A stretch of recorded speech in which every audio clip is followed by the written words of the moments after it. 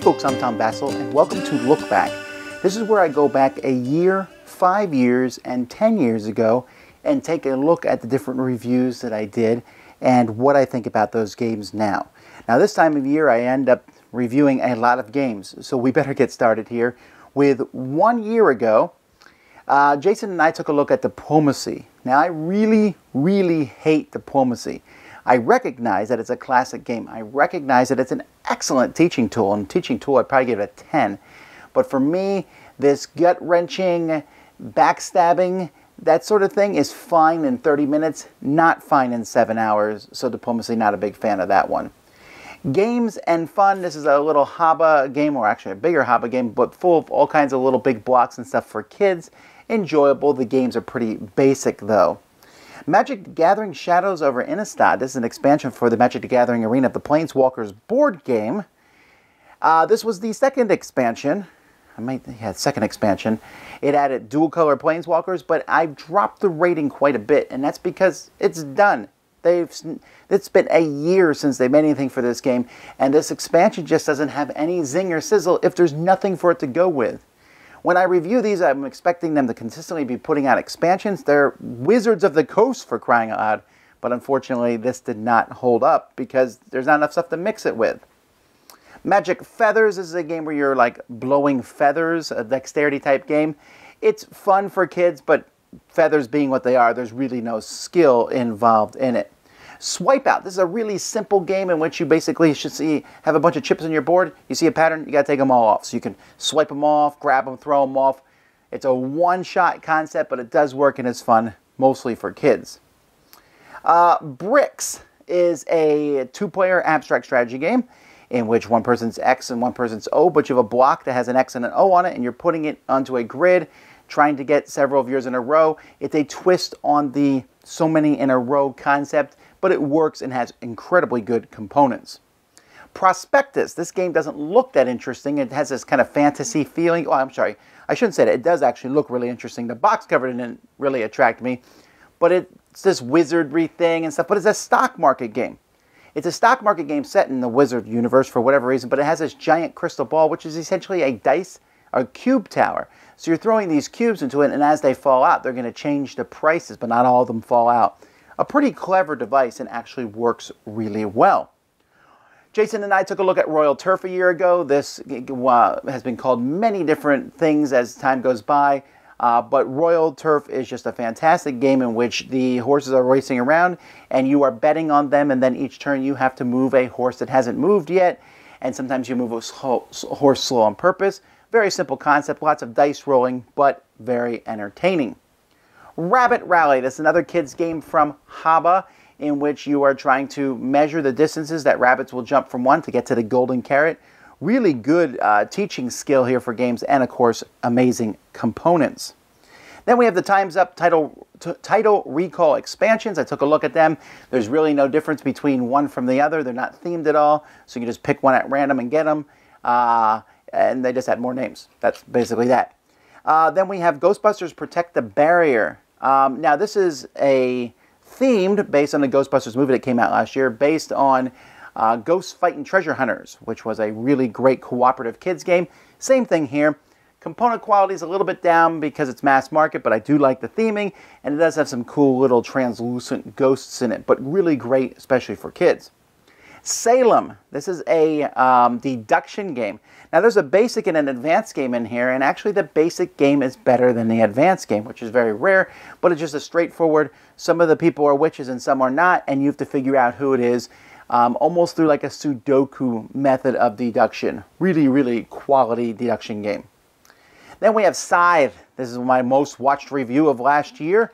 Certainly the biggest game, just won the Dice Tower Game of the Year award. Solid game. I kind of went into it saying, okay, the hype here really better blow me away. And I don't know that it blew me away, but it is a very good game. Production quality, art quality, of course, amazing. But the game itself gives lots of different options. It's fighting, but not really fighting, collecting resources, and a really cool action system. Then we have Defenders of the Last Stand, this one really surprised me how much I liked it, because the component quality here is not as good as I'd like it to be, but it's a reworking of Defenders of the Realm, except it's done in the future Mad Max style, and it's just so entertaining and has such a great adventure theme and hook to it. I really, really like it. Cry Havoc. This is one of my favorite games from last year. From Portal Games, Ignacy, this whole 4 different factions on a planet.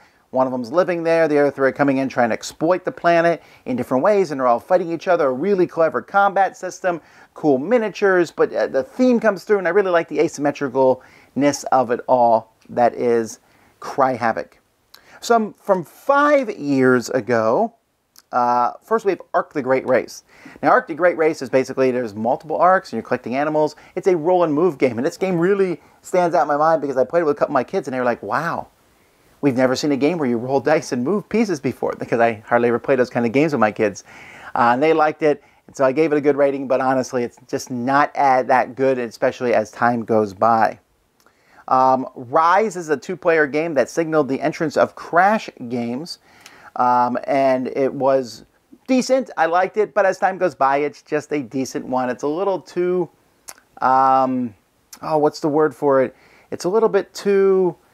I feel like your moves are not so easy to figure out. It's obscure, I guess is maybe the word for it, but it still is intriguing. I'm just not sure people are going to be playing it.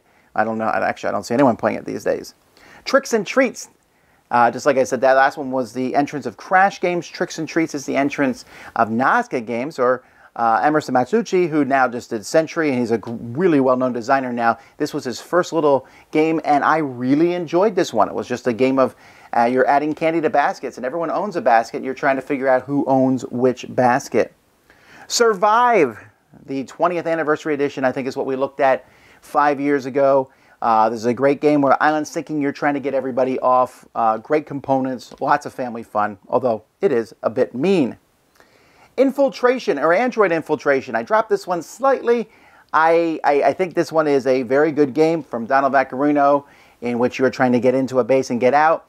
There's a lot of these push your luck games. The only reason this one dropped slightly is because it is a little bit more complex than it needs to be for what it does. The theme is cool, and it works, and it's good. There's a slight barrier of entry to playing it. Then we have Convoy. Now it's called Hiroshima Convoy. This is a game, a 2-player asymmetrical game where one person has a convoy and the other person's trying to blow them up before they get to the city. Really fun game, really good back and forth. Enjoyed this one a lot. Plucking Pairs is a party game which is criminally underrated. I think you can get it pretty cheap now, and you should. Love this game where you have out an odd number of cards, and everyone writes down which pairs of cards they think match together for whatever reason. They're the same color. This one's a cow, this one's milk, that's obvious. And then they leave one out, and then you see who else you match. You're trying to match everybody else. Really funny to see the pairs that people will put together. First and Goal, also from R&R Games. This is a football game. I'm not a huge fan of football. I think football's okay, but this game does it right, especially when you add in the expansions. I think the expansions for this game are necessary. You don't need to have all of them. Just have a few of the expansions and have different teams to play against each other, and it's a lot of fun. Libertalia. The artwork on this game was amazing, but I was a little concerned because it was Paolo Mori, and I had not really liked him that much up to this point, although today he's one of my favorite designers, and that's partially because of Libertalia, a great Citadels-like game in which everyone's trying to play cards at the same time, trying to outguess each other, and the cards that you've available are going to be different from game to game. Really good game. Descent 2nd Edition. Wow, 5 years now since I reviewed this one. It seems longer than that. Descent 2nd Edition is interesting for a couple of reasons. One, I left it on a shelf at one point. Well, here it is, actually.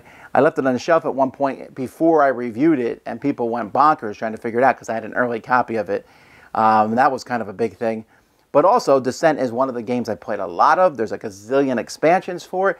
I really like it. Now, you'll notice the rating has dipped slightly. Part of that is Gloomhaven showing up on the scene. Part of it is I just don't play it as much these days, but I still think it's a fantastic dungeon crawl with a gazillion monsters involved. 10 years ago, I reviewed Whipped. I wouldn't even review Whipped today had it come in the mail. When it came back then, I was like, I don't know, this artwork is horrendous. The theme is awful. The gameplay is bad. If I could give a game a 0 I would do so. That's how bad this game is.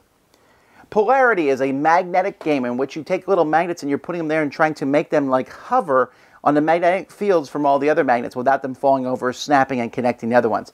It's a really clever idea, really cool. It's a little fragile though. The whole thing can fall apart really quickly, which is the way the game's built, but it does make the game not as fun as other dexterity style games. And FNAP, this is a abstract strategy game, two-player abstract strategy game, which is really well put together. Beautiful components, but hardly anyone talks about it today, but it's a great game in which you're placing pieces on the board. Each turn, both players turn over a piece, and the lower number gets to put out both pieces. So you want to put out higher numbers because they're more powerful on the board, but lower numbers allow you to put the pieces out. So it's kind of interesting that way. And you're putting these pieces out, and some pieces you don't want any pieces pointing at them. Other pieces let you control rows. You try to get 3 in a row. Really good concept of a game. I like it a lot, FNAP. So those are the reviews I did 1, 5, and 10 years ago. Until next time, I'm Tom Vasel, and this has been Look Back.